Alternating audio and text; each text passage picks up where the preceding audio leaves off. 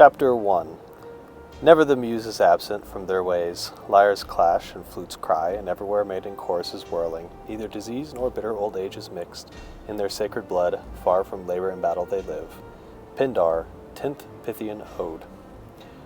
Oft quoted by Southron bard and poet alike, a touch of heaven, the land of Atlantis, the physical manifestation of paradise, like Pindar there, painted pictures in their minds of traveling adventurers, merchants and soldiers, of my home as a place free of labor and battle, people with no imagination or industry, not far better than their beasts of burden, actually.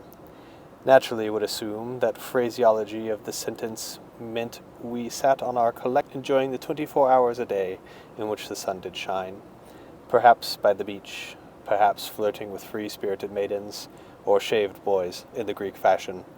But such was not our days. Hyper-Borea, neither by ship nor on foot would you find the marvelous road to the assembly of the Hyperboreans. Again, words from Pindar's stupid mouth, the dream of a bovine collective of alleged warrior poets. The Hellenes weren't wrong entirely, as a child is not wrong when he says babies are a product of my mother and father's love.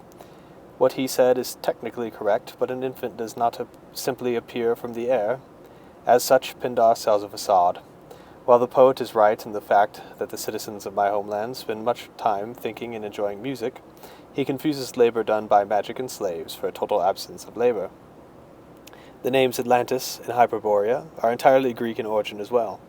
The foolish child's tale of Atlas, I cannot stress enough how foolish this is, was banished to the edge of the earth to hold up the same earth on his back after the defeat of his people at the hands of the gods.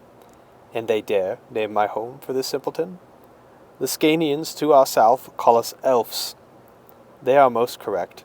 We Alfs of Alfheim, translation for the Greeks reading this, land of the Alfs, live beyond the Riffian mountains on an archipelago unreachable by ship or foot. It's not a clever spell or alternate dimension that isolates the Alfs, but rather a cold sea of moving ice. You see, Pindarus would have you believe it is a place of gods. Fool. Disease does not afflict the Alps. We do not mix with the filthy Southerners. 24 hours of sunlight is derived from our long summer season, but followed by a winter of darkness. Age and labor only lightly take a toll on our shared lives, given the power of our magics.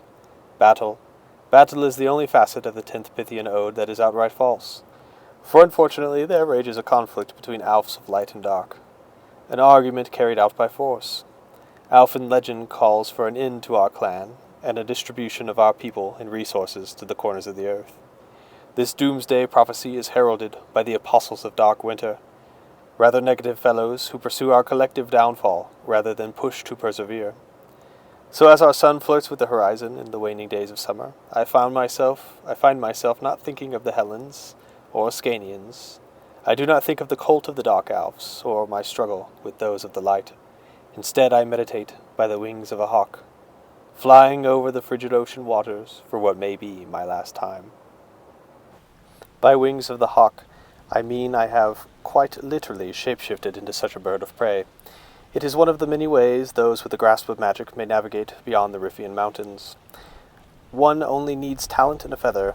A multitude of spells are cast in this formula, one ingredient, and talent.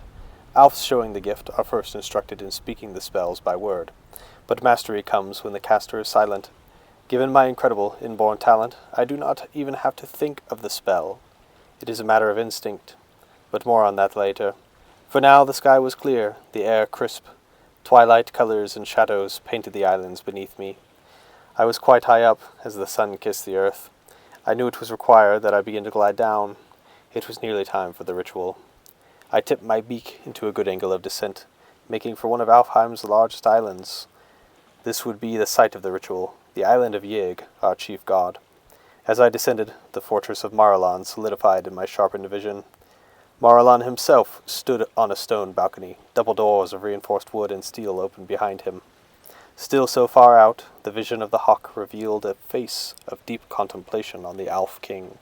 He wore his full royal battle armor, sans helmet. I slowed my trajectory by leaning backward and flapping my wings, coming to a hover before returning to my regular form.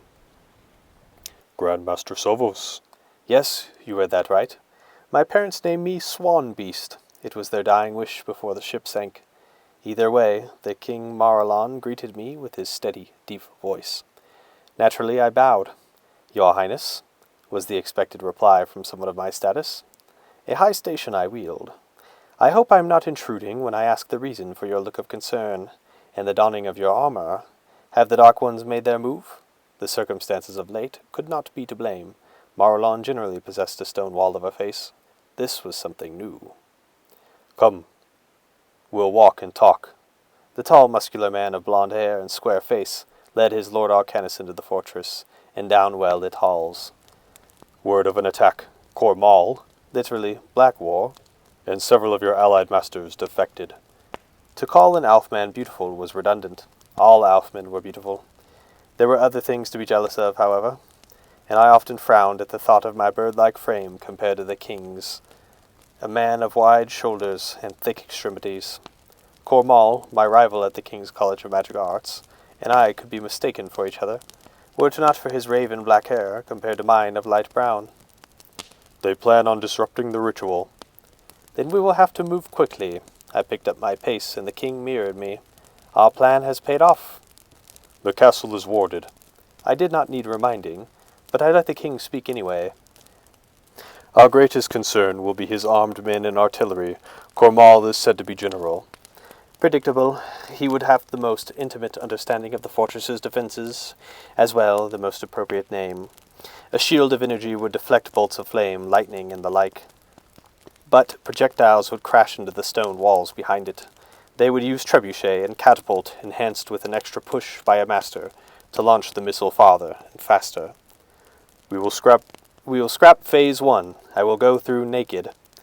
We were through another pair of double doors, opened by royal guards, and into the great hall where the castle's luxurious feasts were hosted. Naked? King Maralon was not outwardly incredulous in asking, but I had known his highness for a decade, and he was concerned. Do not worry, my king. We were stopped now, on the landing before the grand staircase, down to the rest of the room. It is what is required of me. Hopefully my hardened body and oppressive frame will not offend the sensibilities or insecurities of the people of the far lands. I smiled at the king, who smiled back. You know what is at stake. You do not need reminding. The king reminded me anyway. I leave the room to your command. I must rally the soldiers.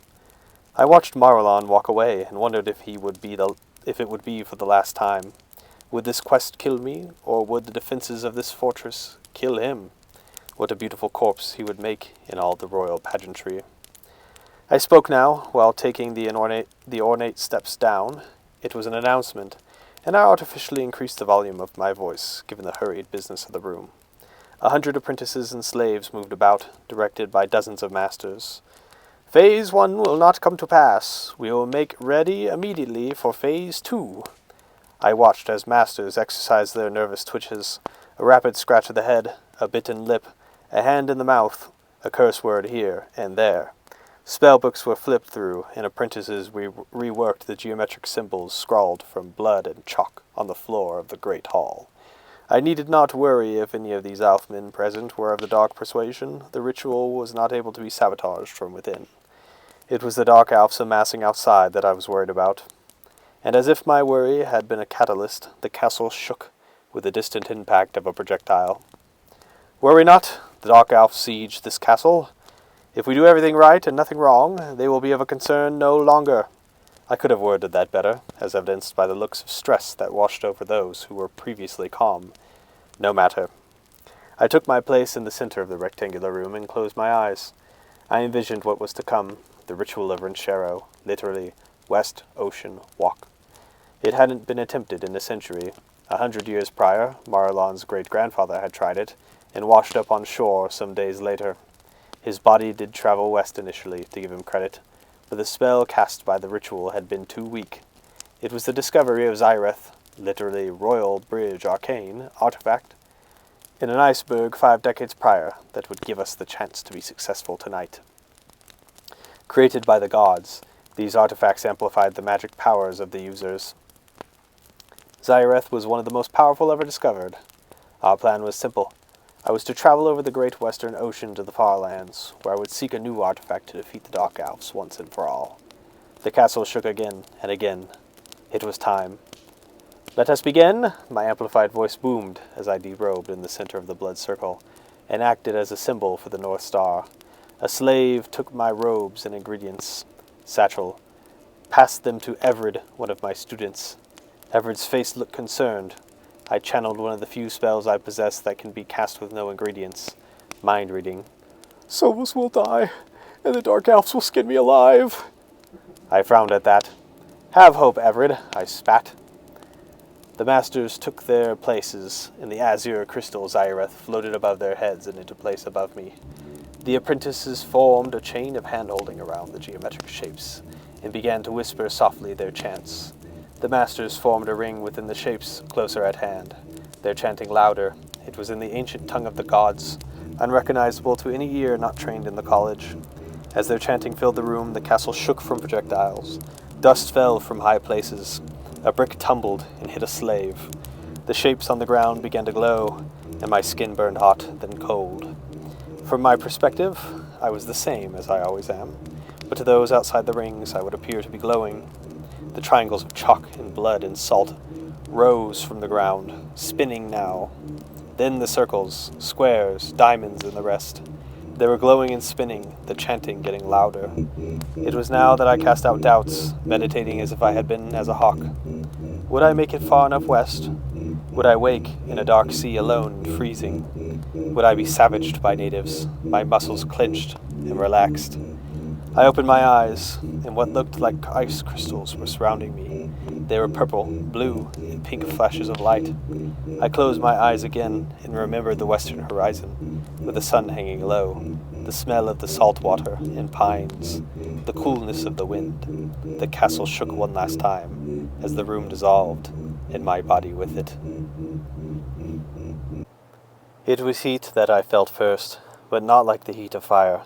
This was a heat like an oven, and my flesh was on the menu. I was slow to open my eyes, given the intense light. As I dug my toes into hot dirt, I knew it to be the sun scorching my skin so. This would not do. My vision blurred. I blinked several times until I could see color, shapes, and finally I was back to normal. A lizard of some kind was the first living being I laid eyes upon. He sat on a rock of tan complexion and stared back at me. I was in a desert of some kind. The ritual had been successful, as far as I knew. Successful in what way? Was this Egypt? I would have asked the lizard had I possessed a lizard heart. But if I managed to kill the lizard on the rock, then I would have no lizard to speak to. Additionally, if the lizard's friends saw me murder him, they may not wish to speak to me personally. No, I would need to acquire lizard hearts from someone else. Looking around, I spotted a column of green. It was tall. My feet burning, I walked toward it. On closer inspection, it appeared to have spines protruding from it. These could be useful, if only I had a bag to put them in. My thoughts turned again to the lizard. So many uses for his flesh. I turned and looked at him, his eyes still on my pale body. I turned to the fleshy column before me again, and tapped an open space with my fingers. Thick flesh. I could transform into such a plant if I possessed a piece of its wood. I looked around and spotted more of these fleshy fingers protruding from the desert dirt. They all stood at the height of 3 Alfmen. If I found the wood of one, I could wait out the day as one of them, and travel by night. I began scouring the ground, wondering what the wood could look like.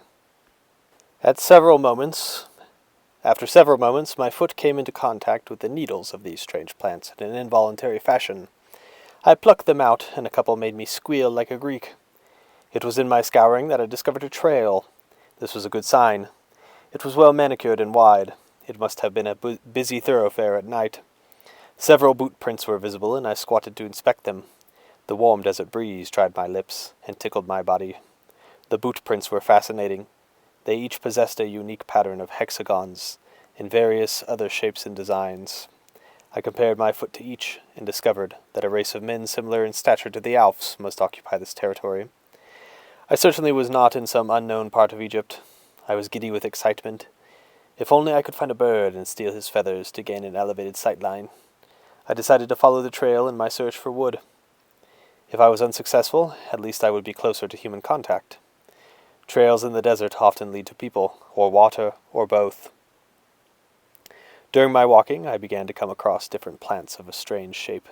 I discovered what appeared to be an aloe vera from Africa, which dampened my spirits, but didn't crush them entirely. I could be mistaken. As I walked, I became thirstier. I became tempted to transfuse the water from these plants into my body. But that could be dangerous, considering I didn't know if the muscular flesh of these strange trees poisoned the liquid. I had turned a corner around a boulder and came to a fork in the trail. Hands on my hips, I considered my options and weighed how I physically felt against them. My skin was becoming reddened, my lips dry, my feet burned. One trail continued up an incline and over a large hill. The other carved out a path in the shade of a ridge and around a bend. I decided to round the bend and look for a rock in the shade. Once in possession of the rock, I would assault the face of the green column until I discovered its wood. Magnificent, I smiled, stroking my goatee and continuing down the trail. It was around the ridge that my fortune changed, and that my heart quickened at the sight of human beings. In the bowl of more hills sat a concrete circle stained black with what looked to be dried tar. White lines dissected the circle into rectangles, and then continued in yellow paint, up the tar and over a hill. The humans in question were two males, standing beside what appeared to be a metallic white shack, elevated off the ground on 4 wheels of what appeared to be packed charcoal. Very strange. Perhaps it was to insulate the structure. I hastily made my way toward them, careful not to look aggressive. I would hail them upon closer inspection, but even if they were savages, it would be better to be captured by 2 of them. They could easily be dispatched in such small numbers. I would play a longer, more strategic information gathering strategy normally, but I only had until the next full moon. I drew closer. The pair were in deep conversation and didn't notice me.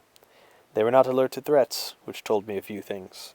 Most importantly, they didn't feel their lives were at risk of ambush by men or predators. Second, they could be stupid and thus easily manipulated. They stood in the shade of what looked like a canvas sheet, held up by metal rods. This civilization must be rich in metals. One of the men turned his head as I drew near, and performed a double take, then pointed in my direction. I spotted a painted yellow barrel on a table next to them. Perhaps it contained water. Both men were aghast. I was unsure what it was about my appearance that triggered this reaction. Maybe it was my slender frame. Both men were tremendously fat. It could be rare to see a thin man in this region. It was at this moment that I realized these 2 would be quite cramped sleeping in that shack on its charcoal wheels. Though that thought was shelved for later, communication was necessary now. I would have to let them speak first, as I would need to calibrate to their language. The man who had noticed me first spoke, and I realized it was a woman. Due to their enormity, I was unsure if the breasts were male or female. A mistake I should beware of come the future. This was a husband and wife. I held a hand to my ear, imitating someone hard of hearing. The woman spoke again. I shook my head and pointed to the man. I was almost grasping their language. Had Master Lucelle been there, he could have translated their speech after the first spoken word and told me where I was. But only one at a time could participate in the ritual, and we were out of time. Mister?" the man spoke. He pronounced master strangely. "One more time," I managed to say as I closed the distance between us. "Are you okay, mister?" the fat man asked. "Master, Grand Master Sovos of Alfheim," I bowed. Both individuals stood there, mouths open and chins sagging. Their green-collared shirts were covered in sweat. They must have been wealthy in water, given their ability to sustain themselves with such surface area for the sun. And to be awake and outside during the hottest part of the day, this was a strange land. "Sir, are you okay? Where are your clothes?" The man's personal shirt had white script across the breast. South Mountain Park Ranger. I laughed. No, I am no sire. Grandmaster or master is fine. I wondered at their grasp of hierarchy. Perhaps they possessed only a chief. They struggled with titles. It would make sense, a people of the desert scattered, settlements of just a few in these hills. Personally, I would have built the shack in the shade of the ridge, and not of metal, given the intense heat it must absorb. "Let me get you some water," The woman moved to the yellow barrel and used a tap to pour liquid into a thin ceramic cup. I smiled. I desire to speak to your chieftain on matters of great urgency. I metered my words, not wanting to give out too much information. Rumors would spread from the mouths of these two and may hinder my bargaining position. It only mattered that they knew I was important and here to discuss matters with their leader. Sir, do we need to call you an ambulance? How long have you been out there? The woman handed me the cup, and I was impressed by its weightlessness. I drank the water and inspected the vessel's material. It appeared to be made of paper. What magic was this? I immediately stiffened in posture. I had not detected magical energy emanating off of these boar-like individuals. How powerful were they to mask it? What is an ambulance? I laughed nervously, as a bead of sweat tracked down my forehead, while the two continued to stare at me. I ran my tongue around the inside of the paper cup, and realized that they had sealed it with wax. I relaxed, a clever trick. I had to be sure, though. My eyes shifted up to the man, and I channeled my ability to read minds. He doesn't look too red. He can't have been out there long. He must be on drugs. Either way, we need to call someone. The man did not detect my intrusion into his mind, and I relaxed much more. What did he mean by calling someone? Would he go to the next shack himself, or send the woman? Perhaps you could call on your chieftain for me. I have urgent matters to discuss with him. I could spend the night in here. I motioned to their shack. If you need time to journey, or you could resupply me, and I could journey to your chief myself come nightfall. It is safe to travel by night, correct? I think you should take a seat, honey. I'll turn the AC on for you, and you can drink some water while we wait for an ambulance. AC? There was ambulance again. They had not answered when I had asked what such a thing was. Perhaps it meant warrior or guard. Perhaps they meant to have me arrested. This would not do. I had to play it cool. Yes, more water, please. I held out my cup, and she took it. The man reached into a pocket, and my hand tensed. Should I need to blast him with a bolt of air? One of my only defenses without ingredients. The man removed what looked to be a small rectangle of glass, about the size of the palm of my hand. Upon touch, the glass lit up. After tapping on various colored shapes a few times, the man held the glass to his ear. Curious, what was he doing? Here's your water, the woman said, and she opened one of the 4 doors of the elevated shack. Hop in, the front seat, and I'll turn it on. My eyes narrowed as I accepted the water, my ears twitching, as I heard the sound of a whisper from the glass. Hi, Rick. Yeah, we got a wanderer out here. He's not too beat up. Sunsick is all. Rambling. Should I call 911 or... It was then that the shack roared with noise, and I jumped with fright. I dropped my water cup, and a surge of energy shot through my open palm and sent the man flying through the air backward on a gust of wind. The woman screamed behind me, and I turned to see what her drawn weapon would be, before sending her 100 feet back, like her sow husband. What happened? Her eyes were wide, and I recognized the look of someone unfamiliar with the power of magic. I had seen it in villages in the distant and remote civilizations I had visited. Most recently, a highwayman had tried robbing me. His entrails covered the faces of his friends, who bore the look this woman now possessed. This was telling, important. It meant that these folk did not know magic, and their artifact would be seen as an ornament and not something of great power. It would come cheap. I smiled deviously, and ran from the humming shack and terrified woman. I found the body of the man unconscious but not dead. I searched his pockets, and found a leather wallet and some keys. The glass was nowhere to be seen. I removed the man's shirt and wide-brim hat. I turned to see what the woman was doing.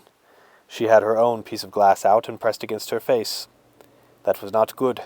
Time was of the essence. Hopefully there are thin folks in these villages, so I will not be so easily discerned from a local, I said to myself out loud. I pulled the collared shirt over my head, and it fit like a robe. Perfect. I folded the collar up to protect my neck and donned the wine-brim hat. Next I removed the man's pants, which were as large as a potato sack. I tried ripping them, but the cloth was tightly woven. I used one of the keys to cut a piece, then ripped it from there. I quickly tore it in 3, using 2 pieces of cloth for shoes, and tying an ingredient bag from the rest. I stashed the wallet and keys in my new bag and ran on the dried tar road. My calves burned and my lungs complained. The incline was steep, the air dry. I summited the hill through perseverance, really hoping to find a bird feather soon. The bird quickly left my mind, however, at the sight before me. The tar road continued for a few hundred yards before joining another road. I was standing in a desert island in a sea of city. It was like nothing I had witnessed before. From horizon to horizon, in every other direction was a metropolis, punctuated by the occasional blank hill or mountain. At first it was hard to discern if this was actually a desert, given the amount of green trees, which was artificial, the arid mountain I had just escaped, or the foliage of the great city I was about to enter. It would take an incredible amount of water to sustain such a civilization if it were indeed the desert. It was unfathomable. I could have stood there for hours staring, but who knew what was coming to aid those two fat hermits in their noisy shack? A warrior ambulance? I jogged on, down the hill and along the tar road. As the desert turned to grass and concrete, I cowered behind some bushes as a convoy of noisy shacks launched like missiles down the road. The air quieted, and I peeked out and down the tar. Another was drawing nearer, this one like the one belonging to the hermit. It was amazing how fast they covered ground, the charcoal wheels spinning, the roar filling the air. I became aware of a distant noise, like a hum that complemented living. I wondered what that noise might be as I hit again, and the shack accelerated by at speeds faster than a galloping horse. What was atypical of this situation was that there was no discernible magical aura emanating off of these shacks or their environment. It would take a tremendous amount of energy to move so much material so fast. Many masters. Were these shacks mechanical in nature? What did a people have to gain from mobile houses? It seemed an ineffective way for society to function. I have seen many innovations in the absence of magic, but this was puzzling. I wondered what I might do now. I did not want one of these shacks to flatten me. After a few moments of observation, I noted that the shacks didn't seem to migrate from the tar. Was that by design?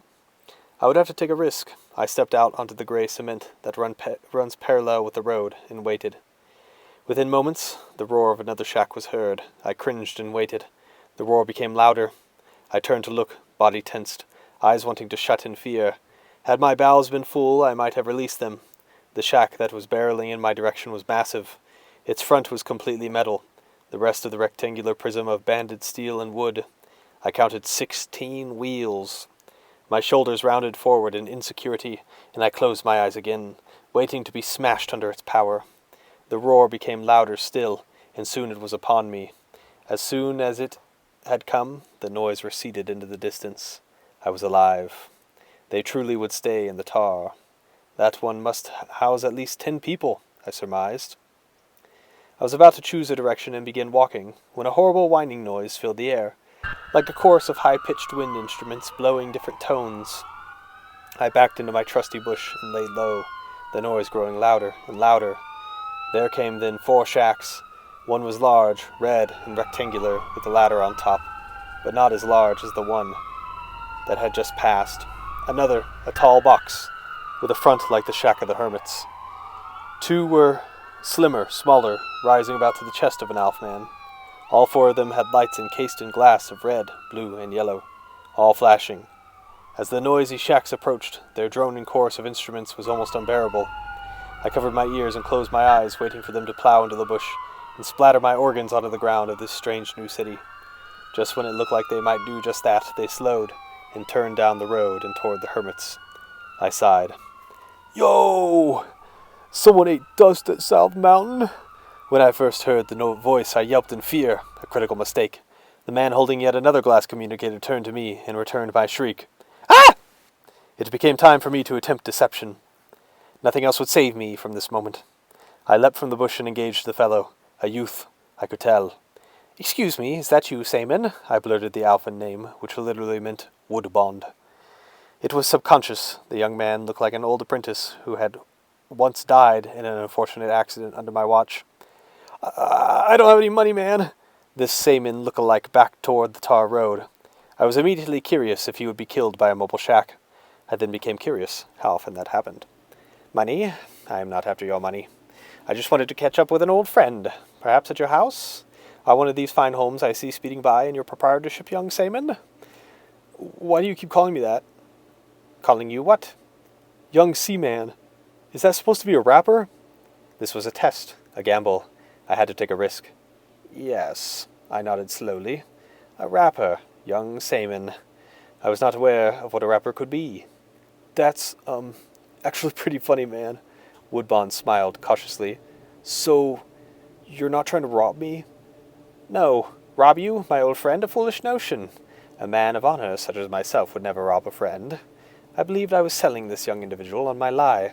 I had successfully deceived him, and would be able to take residence in his home until I learned more about this strange place. I would need to read him first, however, to confirm my suspicions. So I did, peering into his mind. Maybe if I can keep him talking, those cops will come back and help me. I didn't know what cops were, but I did not like the sound of that. Come now, young Seaman, lead the way at once. I require a meal and a bed. A small headache made itself known to me, the consequence of so much free casting. Casting without ingredients, that is. Symptoms start small, a headache that gradually gets worse, then unconsciousness or death. I would have to parcel out my magic until I had more supplies.